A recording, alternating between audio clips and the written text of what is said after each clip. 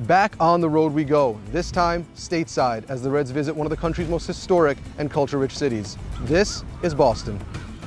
The city is home to one of the preeminent scholastic institutions recognized and respected worldwide, Harvard University. Some notable Harvard alumni include Microsoft founder Bill Gates, Facebook creator Mark Zuckerberg, and the 44th President of the United States, Barack Obama. When in Boston, you have to eat as the Bostonians do. Just off the shores of the Atlantic, Boston has some of the freshest and best seafood around. Of course, you got to start with New England clam chowder, a staple in this part of the town. And you have your grilled oysters, various types of clams, shrimp, lobster. You can't go wrong. It's littered with pop culture references throughout the city, with top films such as The Departed and Spotlight filmed right here in Boston. And of course, who could forget everybody's favorite 80s sitcom?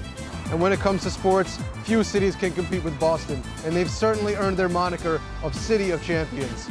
Look at the Celtics and the Bruins behind me, both playing at TD Garden, and they've certainly had their fair share of success, with the Celtics winning the title in 2008 and the Bruins lifting Lord Stanley's Cup in 2011. And of course, you can't talk about Boston sports without mentioning two of the most legendary figures in Boston sports lore, Tom Brady and Bill Belichick, the two-headed monster that has led a run of dominance unseen before in American sports.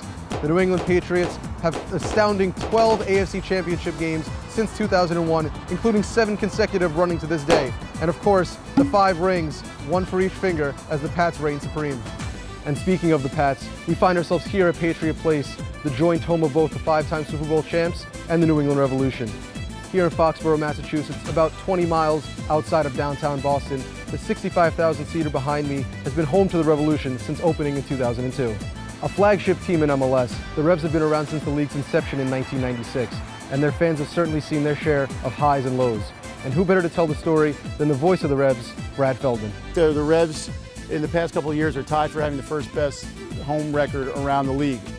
Teams don't like to come in here and play. I think some of it's the conditions. You can talk about the playing surface for sure, but they're not the only turf team in the league. You know, out west you got 3 or 4 turf fields right now. I think the Revolution make it difficult for opponents here at home. Sometimes it's bad luck. They did so well and really represented MLS so well, and it was just such a heartbreaking way to lose a final. I thought they were good value over the 2 legs, especially the second leg. They would have been worthy winners is the way they played in the second leg. Once the disappointment of that washes off a little more, I think Toronto and their fans will be able to, you know, really have a lot of pride in it. MLS will as well, but the only caveat for MLS is once that hangover from the finals loss for TFC is fully gone, both in terms of fatigue and injuries and also whatever psychology is there. It's bad for the Eastern Conference because it's still a quality side, and once Toronto FC gets their stride back in the league, it's not going to be good for other teams in the division. The Reds are looking to change their fortunes here at Gillette Stadium, and it all starts on Saturday night. You can catch all the action at 7:30 p.m. on TSN.